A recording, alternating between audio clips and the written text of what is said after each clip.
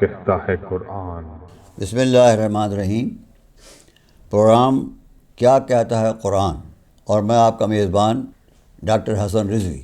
رمضان مبارک کے حوالے سے تفسیر قرآن کا یہ پروگرام ہے، اور میں آج آپ کی خدمت میں سورہ والشمس جو 30ویں پارے کا 91 نمبر سورہ ہے اس کی تفسیر بیان کروں گا۔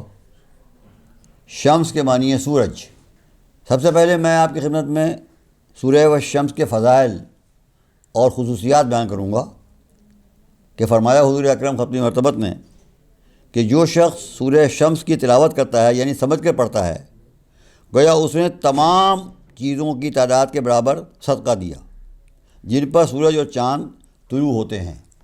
جتنی چیزیں جن پر چاند اور سورج طلوع ہوتے ہیں ان کے برابر اللہ ثواب دیتا ہے، گویا اس نے اتنا صدقہ دیا ہے جتنی چیزوں پر چاند اور سورج طلوع ہوتے ہیں۔ یہ حدیث تفسیر معین البیان سے میں نے آپ کے سامنے پیش کی، جلد 15۔ جامع سورہ خدا نے فرمایا جو شخص خدا عالم کی توفیقات سے محروم ہو اس کو یہ صورت زیادہ پڑھنی چاہیے۔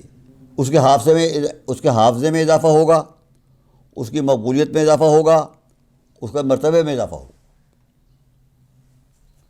اور فرمایا حضرت امام جعفر صادق علیہ السلام نے کہ جس کا رزق کم ہو اور توفیق کم ہو، خسارہ زیادہ ہو، ایسے شخص کو یہ صورت زیادہ پڑھنی چاہیے۔ اس سورے کو لکھ کر دھوئے، اس کا پانی پیے تو دل کی دھڑکن سے محفوظ رہے گا۔ تفسیر برہان اور تفسیر انوار النجف، یہ جو اس کے فضائل ہیں۔ اب میں آپ کی خدمت میں اس کی تفسیر پیش کرتا ہوں۔ سورہ والشمس مکیہ،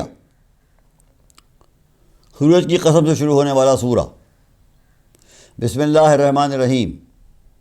شروع کرتا ہوں اللہ کے نام سے مدد مانگتے ہوئے جو سب کو فیض اور فائدے پہنچانے والا، بے حد مسلسل رحم کرنے والا ہے۔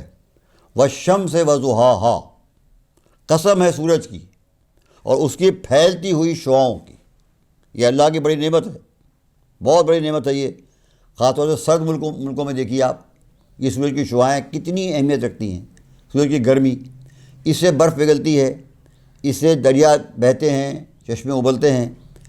تو قسم ہے سورج کی اور اس کی پھیلتی ہوئی شعاؤں کی۔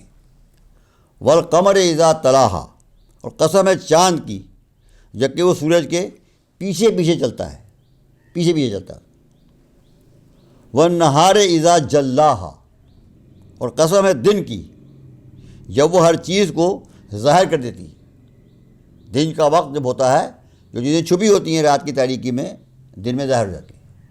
یہ بھی اللہ کی بڑی نعمت ہے، اس لیے کہ اگر ظاہر نہ ہوں چیزیں تو آپ کیسے کام کریں گے؟ آپ ٹکراتے رہیں گے۔ تو اللہ نے اس سورج کو ایسا پیدا کیا ہے کہ ہر چیز جو چھپی ہوئی ہے، ہمیں دکھائی نہیں لگتی ہے، ہم اس سے کام کر سکتے ہیں، کام لے سکتے ہیں۔ واللیل اذا یغشاہا، اور قسم ہے رات کی جب وہ سورج کو ڈھانپ لیتی ہے۔ یہ بھی اللہ کی بڑی رحمت ہے کہ اگر سورج کو نہ ڈھانپے، رات اندھیرا نہ ہو، ہمیں اچھی نیند نہیں آئے گی، گہری نیند نہیں آئے گی۔ گہری نیند کے لیے ضروری ہے اندھیرا۔ لہٰذا یہ بھی اللہ کی مہربانی، یہ سب نعمتیں اللہ کی نعمتیں ہیں جن کی اللہ قسمیں کھا رہا ہے تاکہ ان کی نعمتوں کی اہمیت بتائے۔ والسماء وما بناہا، اور قسم ہے آسمان کی اور اس ذات کی جس نے اس کی بنا ڈالی۔ یعنی آسمان کی بھی قسم، جس نے آسمان بنایا، یعنی اللہ کی بھی قسم۔ آسمان میں تمام جتنی مخلوقات، زمین سے آسمان کے معنی ہے اونچائی، جتنی چیزیں اونچائی پہ مخلوقات ہیں سب آسمان میں شامل ہیں، سما میں شامل ہیں۔ سما معنی بلندی، بلندی جتنی مخلوقات ہیں، اربوں خربوں سیارے، ستارے، سورج، شعاعیں اور اس کے جو خربوں کہکشائیں ہیں، سب اس میں شامل ہیں۔ اور ان کو بنانے والا کتنا طاقتور ہوگا، اس کی قسم۔ والارض وما طحاہا، اور قسم ہے زمین کی اور اس ذات کی جس نے زمین کو بچھایا۔ اتنی قسمیں کھائیں اللہ نے، یہ سب اہم قسمیں ہیں۔ اس کے بعد فرمایا ونفس وما سواہا، اور قسم ہے انسان کے نفس کی، انسان کی جان کی، اور اس ذات کی جس نے اسے ٹھیک ٹھاک کر کے توازن پیدا کیا۔ سواہا یعنی انسان کا بننا ایک بہت بڑی بات ہے، پھر اس میں جو ٹھیک ٹھاک آنکھیں ہیں تو وہ ٹھیک ٹھاک ہیں، ناک ہے تو صحیح جگہ پر صحیح، اس کی جو وہ ہے مقدار بھی صحیح ہے، اس کی اٹھان بھی صحیح ہے، کان، ہاتھ، پاؤں، پھر دل، دماغ، سب چیزوں کو ٹھیک کر کے جس نے ٹھیک کیا اس کی قسم۔ یہ ٹھیک ہونا، تھوڑا سا دماغ میں فرق آ جاتا ہے تو بچے پتھر مارتے ہیں، تھوڑا سا دل میں فرق آ جاتا ہے، دل کی دھڑکن میں، تو آپریشن کرانا پڑتا ہے۔ یہ سب ٹھیک ٹھاک جو کیا ہے یہ اللہ کی بہت بڑی مہربانی ہے، اس نے سب کچھ ٹھیک کیا ہے۔ ہم ٹھیک کرنے میں کتنا خرچہ کرتے ہیں، آپ دیکھیے آنکھ میں تھوڑی سی فرق آ جاتا ہے، کتنا خرچہ کرنا پڑتا ہے اس کو ٹھیک کرنے کے لیے۔ تو قسم ہے اس انسان کے نفس کی۔ اب دیکھیے اتنی بڑی بڑی قسمیں کھانے کے بعد، چاند، سورج، کہکشاؤں کی، زمین کی، آسمان کی قسمیں کھانے کے بعد اللہ نے انسان کی جان کی قسم کھائی ہے۔ اس کے معنی سب سے زیادہ اہم جو ہے انسان کی جان ہے، کیونکہ تمام یہ چیزیں انسان کے لیے پیدا کی گئی ہیں۔ نہ تو زمین کے لیے ہے، نہ آسمان کے لیے، جہاں ہے تیرے لیے، تو نہیں جہاں کے لیے۔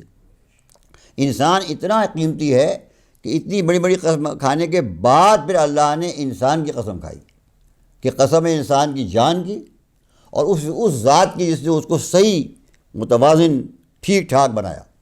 اب کہا اصل پیغام پہنچایا، فَأَلْهَمَهَا فُجُورَهَا وَتَقْوَاهَا، پھر اس پر اچھائی برائی کا ہم نے الہام کیا۔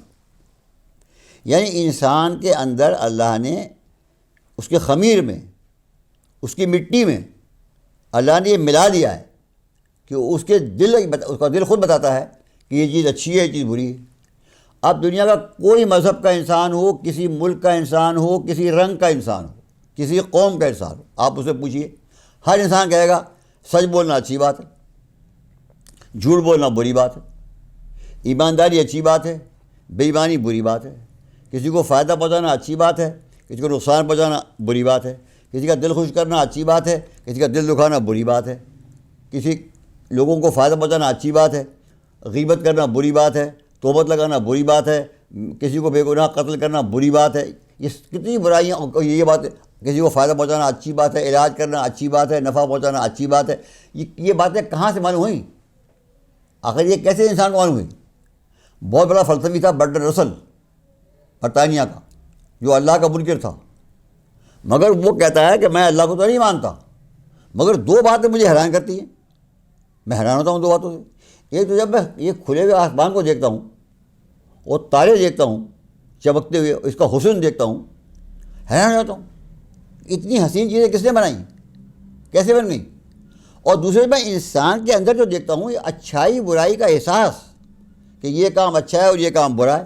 مذہب کی بات نہیں کر رہا ہوں، میں رنگ کی بات نہیں کر رہا ہوں، قوم کی بات نہیں کر رہا ہوں، کسی مذہب کا آدمی ہو، کسی قوم، کسی رنگ کا آدمی ہو، کچھ باتیں ہیں جن کا انصاف کرنا اچھی بات ہے، ظلم کرنا بری بات۔ بھائی تجھے کیسے معلوم ہو گیا؟ دیکھو اتنا بڑا فلسفی نہیں پہچان سکا، برٹرانڈ رسل نہیں پہچان سکا کہ یہ کہاں سے آ گئی بات۔ اللہ نے جواب دیا کہ یہ کہاں سے بات آئی، فَأَلْهَمَهَا فُجُورَهَا وَتَقْوَاهَا، ہم نے الہام کیا ہے۔ اللہ فرماتا ہے ہم نے اس کے دل میں یہ بات ڈالی ہے کہ یہ بات اچھی ہے اور یہ بات بری۔ یہ اس کو ہم ضمیر کی آواز کہتے ہیں۔ دیکھیے نا، چوری بری بات ہے، رشوت لینا بری بات ہے، کرپشن بری بات ہے، کسی کو نقصان پہنچانا بری بات ہے۔ یہ سب باتیں کہاں سے معلوم ہوئیں؟ یہ اللہ نے الہام کیا ہے، ہم پر الہام کیا ہے۔ جب ہم اس کے خلاف کرتے ہیں تو ہمارا ضمیر ہمیں چبھوتا ہے، تکلیف دیتا ہے، یہ کیوں، یہ کہاں سے آ گئی بات؟ یہ کسی نے بنایا نہ معلوم ہوا، کسی نے ایسا بنایا جو یہ چیز ہوئی ہے۔ میں خود بخود کیسے ہوئی؟ بکری میں نہیں ہے، اتنے بڑے ہاتھی میں نہیں ہے، اتنے بڑے شیر میں یہ بات نہیں ہے، انسان میں ہے، کیونکہ انسان پہ اللہ نے الہام کیا، کیونکہ اللہ نے انسان کا امتحان لیا ہے اسی بات سے کہ وہ برائی سے بچتا ہے کہ نہیں بچتا، اس بات کا امتحان اللہ نے لیا، اس لیے اللہ نے اس کے اندر الہام کیا کہ یہ بات اچھی ہے اور یہ بات بری ہے۔ پھر اب رزلٹ بتایا، اس سارے کام کا رزلٹ کیوں، فار واٹ، کیا ہے؟ قد افلح من زکاہا، حقیقتاً کامیاب ہوا وہ جس نے اپنی ذات کو پاک رکھا۔ زکاہا، پاک رکھنے کا مطلب کیا ہے؟ برائی سے پاک رکھا یا برے کاموں سے پاک رکھا، تکبر سے، شرک سے، کفر سے، نفاق سے، حسد سے، طمع سے، لوگوں کو نقصان پہنچانے سے، لوگوں کی برائیاں کرنے سے، تمام برے کاموں سے اپنے آپ کو پاک رکھا، یہ کامیاب ہو گیا۔ یہ ہے کامیابی کا معیار۔ افلاح، فلاح عربی میں کہتے ہیں مکمل کامیابی، بھرپور کامیابی اسے کہتے ہیں۔ قد افلح من زکاہا، دو یعنی 4 لفظوں میں تمام کامیابی کا معیار بتا دیا۔ قد افلح من زکاہا، مکمل کامیاب وہ ہوا جس نے اپنا تزکیہ کر لیا، یعنی اپنے کو برائیوں سے پاک کر لیا، برے کاموں سے، برے خیالات سے، برے ارادوں سے، بری نیتوں سے اپنے آپ کو پاک کر لیا، وہ کامیاب ہو گیا۔ وقد خاب من دساہا، اور نامراد و برباد ہو گیا وہ آدمی جس نے اپنی جان کو برائیوں میں دبا دیا۔ دسا کہتے ہیں برائیوں کے اندر دسا، کسی چیز کو دبا دینا، اتنی برائیاں کرنا کہ انسان کا نفس جو ہے برائیوں میں دب جائے، ڈھک جائے، یہ ہے، وہ برباد ہو گیا۔ اسی بات کو قرآن نے دوسرے الفاظ میں یوں فرمایا ہے کہ من ثقلت موازینہ، جس کی نیکیوں کا پلہ بھاری ہوگا، فہو فی عیشۃ راضیہ، وہ زندگی میں ہوگا جس سے وہ راضی ہوگا۔ ومن خفت موازینہ، اور جس کی نیکیوں کا پلہ ہلکا پڑ گیا، یعنی برائیاں بھاری ہو گئیں، برائیاں حاوی ہو گئیں، برائیوں نے ڈھک لیا اس کو، تو فرمایا کہ امہ ہاویہ، اس کا ٹھکانہ جہنم۔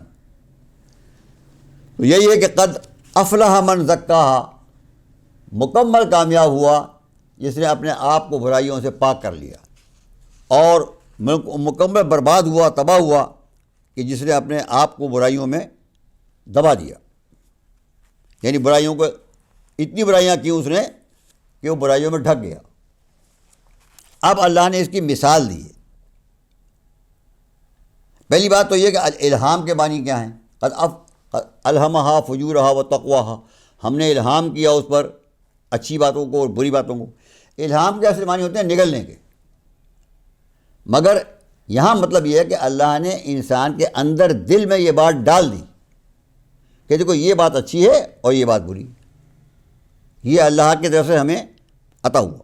فجور کہتے ہیں برے کاموں کو، اصل کہتے ہیں پھاڑ دینے کو، اصل میں فجر کے معنی ہوتے ہیں پھاڑ دینا۔ فجر جب پھٹ جاتا ہے، آسمان اور سفیدی نمایاں ہوتی ہے، تو برائی کو اس لیے فجور کہتے ہیں کہ وہ نیکیوں کو پھاڑ دیتی ہے، اس لیے فجور معنی برائی بات۔ تقویٰ کہتے ہیں برائی سے بچنے کو، اور تزکیہ کہتے ہیں پاکیزگی اختیار کرنے کو، اور نشو و نما کو بھی کہتے ہیں۔ اور اس تمام آیات کا خلاصہ فرمایا جناب امام محمد باقر علیہ السلام نے، فرمایا اس ساری آیت کا خلاصہ یہ ہے کہ جس نے خدا کی اطاعت کی وہ کامیاب ہو گیا، اور جس نے خدا کی نافرمانی کی وہ برباد ہو گیا۔ یہ ہے اس پوری تمام آیتوں کا خلاصہ جو خود امام نے فرمایا ہے، تفسیر مجموع البیان جلد 15۔ اب اللہ نے اس بات کو ایک مثال سے سمجھایا ہے۔ کذبت ثمود بطغواہا، مثلا سمود کی قوم نے اپنی سرکشی کی وجہ سے اللہ کو، رسول کو جھٹلایا، اپنی طغیانی کی وجہ سے، کیونکہ پیسے والے تھے وہ۔ سمود قوم جو تھی بڑی مالدار قوم تھی، طاقتور قوم تھی، لمبے چوڑے بڑے بڑے مکانات تھے ان کے، مالات تھے۔ انہوں نے اپنے مال دولت کی وجہ سے طغیانی ان میں پیدا ہوئی، سرکشی پیدا ہوئی، اور اس کی وجہ سے انہوں نے جھٹلا دیا، نہ کوئی اللہ ہے، نہ کوئی قیامت ہے، نہ کوئی رسول ہے، نہ کچھ نہیں، سب حقیقتوں کو جھٹلا دیا انہوں نے۔ اذن بعث اشقاہا، جب اس قوم کا سب سے زیادہ بدبخت اور شقی آدمی اٹھا، فقال لهم رسول اللہ ناقۃ اللہ وسقیاہا، حالانکہ ان لوگوں سے خدا کے رسول صالح نے کہا تھا کہ اللہ کی اونٹنی کا اور اس کے پانی کا خیال رکھنا۔ یہ صالح کی قوم تھی، حضرت صالح نبی تھے، انہوں نے کہا صاحب آپ ہمیں کوئی معجزہ دکھائیے کہ آپ اللہ کے رسول ہیں۔ انہوں نے کہا اچھا کیا معجزہ دکھاؤں؟ تو سامنے ایک پہاڑ تھا، کہا اس پہاڑ، قوم والوں نے کہا اس پہاڑ کو آپ اونٹ بنا دیں۔ انہوں نے اشارہ کیا، وہ پہاڑ اونٹ بن گیا، اونٹنی بن گیا، اتنا بڑا اتنی بڑی اونٹنی پہاڑ کی برابر۔ سب حیران ہو گئے، سب ایمان لے آئے، سب نے مان لیا، سب ایمان لے آئے۔ ان کے نبی نے ان سے کہا، وہاں چشمہ تھا پانی کا، ان کے نبی نے یعنی حضرت صالح نے اپنی قوم سے کہا کہ دیکھو ایک دن یہ اونٹنی پانی پیا کرے گی، کیونکہ وہ پہاڑ کے برابر اونٹنی تھی، وہ پورا چشمے کا پانی پی جاتی تھی اکیلی. تو انہوں نے یہ کہا کہ ایک دن تو یہ اونٹنی پانی پیا کرے گی اس چشمے سے، آپ نہیں پئیں گے. دوسرے دن آپ پئیں گے، اونٹنی نہیں پیے گی. جس دن اونٹنی پانی پیے گی آپ اونٹنی کا دودھ پیجیے. اور جس دن یہ آپ دوسرا دن جو ہوگا اس دن یہ اونٹنی پانی پیے گی. جب اونٹنی پانی پیے گی آپ دودھ پیجیے. اور پھر جب یہ دوسرا دن ہوگا تو اونٹنی پانی نہیں پیے گی، آپ پانی پیجیے. یہ ان کی حضرت صالح نے فیصلہ کیا تھا قوم کا. تو فرمایا فقال رسول اللہ ناقۃ اللہ وسقیاہا، ان لوگوں سے خدا کے رسول نے کہا کہ اللہ کی اونٹنی کا اور اس کے پانی کا خیال رکھنا، یعنی ایک دن تم پینا ایک دن وہ پیے گی. فکذبوہ فعقروہا، مگر انہوں نے خدا کے رسول کی بات کو جھوٹا سمجھا، جھٹلایا، جھوٹا نہیں مانا. جھٹلانے کے معنی ہوتے ہیں نہیں مانا. اور اونٹنی کے پیروں کے پیچھے کے پٹھے کاٹ ڈالے اور کاٹ کر مار ڈالا. اصل میں ہوا یہ ہے، پورا واقعہ لکھا ہوا ہے اس کے اندر، کہ جب ساری قوم نے مان لیا تو ان میں ایک سردار تھا بڑا بدماش. اس سے لوگوں نے کہا کہ بھائی تو اتنا بدماش تھا، تیری سرداری چلتی تھی، تیری بدماشیاں چلتی تھیں، تیری گنڈا گردی چلتی تھی، اب سب نے حضرت صالح کو مان لیا، سب نیک ہو گئے، تیرا تو بیڑا غرق ہو گیا. تو کچھ کرنا کہ تاکہ یہ نبی کا معاملہ ختم ہو. تو نبی کو لوگ مانتے تھے اونٹنی کی وجہ سے. تو اس بدماش نے یہ کیا کہ وہ کھڑا ہوا اور اس نے کیا کیا کہ اس نے اس اونٹنی کے جو پیروں کے پٹھے تھے نیچے ان کو کاٹ دیا. اونٹنی کے پیروں کے پٹھے کو کاٹ کر مار ڈالا. اتنا خون بہا اس کا کہ وہ مر گئی. تو اللہ نے کیا کیا کہ فدمدم علیہم ربہم، اللہ نے ان پر اپنا عذاب نازل کیا ان کے گناہ کی وجہ سے، بے ذنبہم، جو انہوں نے گناہ. اچھا اب سوال یہ کہ اونٹنی کو تو ایک آدمی نے مارا تھا، سب پہ اللہ نے عذاب کیوں نازل کیا؟ اس بات پیدا ہوتا ہے کہ ایک آدمی نے اونٹنی کو مارا تھا، ساری قوم سمود پہ عذاب کیوں آیا؟ وہ ساری قوم راضی تھی، اس ساری قوم نے مشورہ دیا تھا اس کو کہ تم اس کو مار دو. تو کیونکہ وہ راضی تھے اس پر، اس لیے وہ بھی اس جرم میں شریک تھے. حضرت امام جعفر صادق صاحب نے فرمایا ہے اگر ایک آدمی مغرب میں قتل کیا جائے بے گناہ اور مشرق میں ایک آدمی اس سے راضی ہو کہ ہاں یہ ٹھیک قتل ہوا ہے، تو وہ بھی قتل میں شریک ہے، وہ بھی قاتلوں میں شریک ہے. تو فرمایا فکذبوہ، اس قوم نے حضرت صالح کو جھٹلایا، یعنی ان کی بات نہیں مانی. تو کیا ہوا؟ فعقروہا، انہوں نے اس اونٹنی کے جو پیر کے پٹھے تھے وہ کاٹ کر ان کو مار دیا. فدمدم علیہم ربہم، ان کے رب نے ان پر عذاب نازل کیا. بے ذنبہم، کیوں عذاب نازل کیا؟ ان کے گناہ کی وجہ سے. اللہ عادل ہے، اللہ خامخواہ گناہ عذاب نازل نہیں کرتا، کیونکہ انہوں نے یہ گناہ کیا تھا کہ اس اونٹنی کو جو معجزہ تھی، اللہ کی نشانی تھی، اسے مار ڈالا تھا بے گناہ، اس لیے ان پہ عذاب نازل کیا. فسواہا، ان کو برابر کر دیا، یعنی بالکل ٹھیک ٹھاک ان کے تمام مکانات وغیرہ سب جائیدادیں باغات سب برباد کر دی. فسواہا، برابر کر دیا، ملیا میٹ کر دیا. ولا یخاف عقباہا، اور خدا کو اپنے کسی کام کے نتیجے کا خوف نہیں ہوا کرتا. اللہ ڈرتا نہیں ہے. ہر آدمی حتیٰ کہ بڑے سے بڑا بادشاہ بھی ہو نا، کوئی کام کرتے ہوئے ڈرتا ہے کہ میں یہ کام کروں گا، پتہ نہیں انجام کیا ہوگا.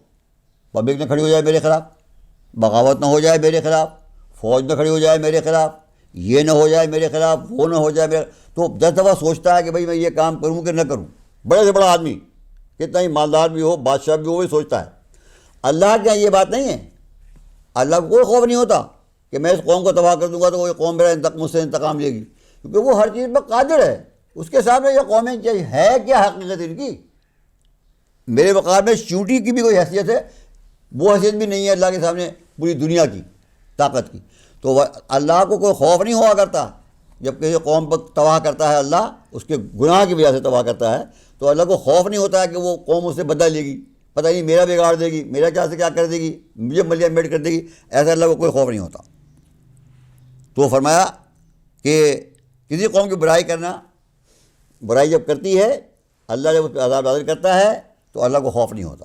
دوسری بات یہ معلوم ہوئی کہ جب کوئی گناہ کرتا ہے اور اگر قوم اس گناہ سے راضی ہوتی ہے تو وہ بھی اس گناہ میں شریک ہوتی ہے۔ اس لیے جب ہم امام حسین السلام کی یاد کرتے ہیں، پڑھتے ہیں، اس میں ہم کہتے ہیں لعن اللہ امتن قتلت کا، خدا لعنت کرے اس قوم پر جس نے امام حسین کو قتل کیا، وہ لعن اللہ امتن ظلمت کا، اور خدا لعنت کرے اس قوم پر جس نے امام حسین پر ظلم کیا، وہ لعن اللہ امتن سمعت بذالک فرضیت بہ، اور خدا لعنت کرے اس قوم پر جس نے اس ظلم کو سنا کہ امام حسین کو بے گناہ شہید کیا گیا اور وہ اس سے راضی ہوئی، اس میں بھی لعنت، اتنی لعنت جتنی لعنت قتل کرنے والے پر۔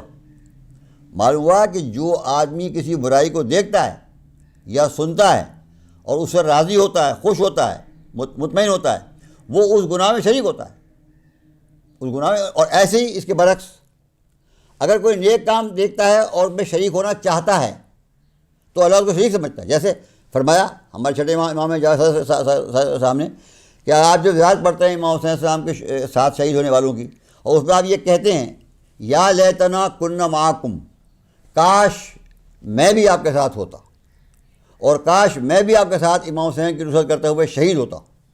تو امام فرماتے ہیں اگر آپ نے دل سے کہا ہے، اگر یہ بات آپ نے واقعاً دل سے کہی ہے تو اللہ آپ کو کربلا کے شہداء کے ساتھ مشہور کرے گا، کیونکہ آپ نے دل سے ارادہ کیا ہے۔ یہ دل کا عمل ہے، دل کا عمل بہت اہم ہوتا ہے۔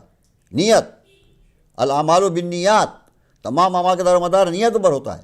تو اس صورت سے ہم کو یہ معلوم ہوا کہ اگر ہم برے کاموں پر راضی ہوں گے تو ہم بھی برا کام کرنے والوں میں شامل ہوں گے، اور اگر ہم اچھے کام سے راضی ہوں گے تو ہم اچھے کام کرنے والوں میں شامل ہوں گے۔ یہ چاہنا، پسند کرنا، پسند نہ کرنا، یہ بہت اہم کام ہے۔ تو فرمایا، اور دوسری بات ہمیں یہ معلوم ہوئی کہ اللہ کو کوئی خوف نہیں ہوتا ہے ہمیں عذاب دیتے ہوئے یا کسی بڑی سے بڑی قوم کو عذاب دیتے ہوئے، کیونکہ بڑی سے بڑی قوم کتنی بھی طاقتور کیوں نہ ہو، اللہ کے مقابلے میں اس کی کوئی حیثیت نہیں ہوتی، کچھ نہیں بگاڑ سکتی اللہ کا۔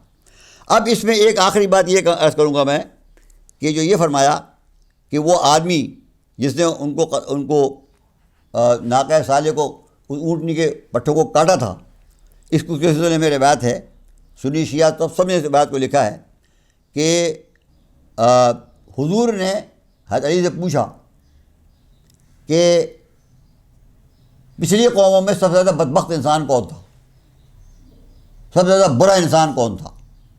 حضرت علی نے فرمایا وہ آدمی جس نے حضرت صالح کی اونٹنی کے پٹھوں کو کاٹا تھا، وہ آدمی سب سے زیادہ بدبخت تھا پچھلی قوموں کے اندر۔ پھر حضور نے پوچھا بتاؤ بعد والوں میں، یعنی حضور کے بعد جو لوگ پیدا ہوئے ہیں ان میں بدترین کون ہوگا، سب سے بدترین انسان کون ہوگا؟ تو حضرت علی نے کہا کہ میں نہیں جانتا، اللہ کا رسول بہتر جانتا ہے۔ یہاں رسول خدا نے فرمایا اس قوم میں بعد آنے والوں میں سب سے بدترین انسان وہ ہوگا اے علی جو تمہارے سر پر تلوار مارے گا، وہ شقی ترین انسان ہوگا اس امت کا، سب سے زیادہ بدترین انسان وہ ہوگا اس امت کا، رسول صلی اللہ علیہ وسلم کی امت کا سب سے بدترین انسان وہ ہوگا جو تمہارے سر پر تلوار مارے گا۔ عبدالرحمن ابن ملجم کی طرف اشارہ ہے، اور اس روایت کو صحیح بخاری کتاب الانبیاء میں بھی ہے، طبرانی بھی نقل کیا ہے، ابن مردویہ نے، حاکم نے، ابو نعیم نے اپنی کتاب میں دلائل النبوہ میں، اور طبری نے، احمد ابن حنبل نے، جبری نے، اور خطیب بغدادی نے تفسیر منور بیان میں، یہ تمام شیعہ سنی کتابوں میں اس روایت کو نقل کیا گیا ہے۔ تو یہ اس سے ہمیں معلوم ہوا کہ سب سے بدبخت انسان پچھلی قوموں میں جو تھا وہ تھا جس نے حضرت صالح کی اونٹنی کو ذبح کیا تھا یا اس کے پٹھے کاٹ کر اس کو مار دیا تھا، اور اس امت میں سب سے بدترین انسان وہ ہے جس نے حضرت علی کو شہید کیا۔ وہ بھی اللہ کی نشانی تھی اونٹنی، اور حضرت علی بھی اللہ کی حجت ہے۔ ان دونوں کو مارنے والا جو ہے وہ اللہ کا انتہائی باغی اور بدترین انسان ہے۔ تو ہم دعا کرتے ہیں خدا تعالیٰ ہمیں بھی ان لوگوں میں شامل کرے کہ جو اچھائیوں کو چاہنے والے ہوں، اچھے لوگوں کو چاہنے والے ہوں، اچھے کاموں کو چاہنے والے ہوں، اور برائیوں سے نفرت کرنے والے ہوں، اور برے لوگوں سے بھی نفرت کرنے والے ہوں۔ وآخر دعوانا ان الحمد للہ رب العالمین.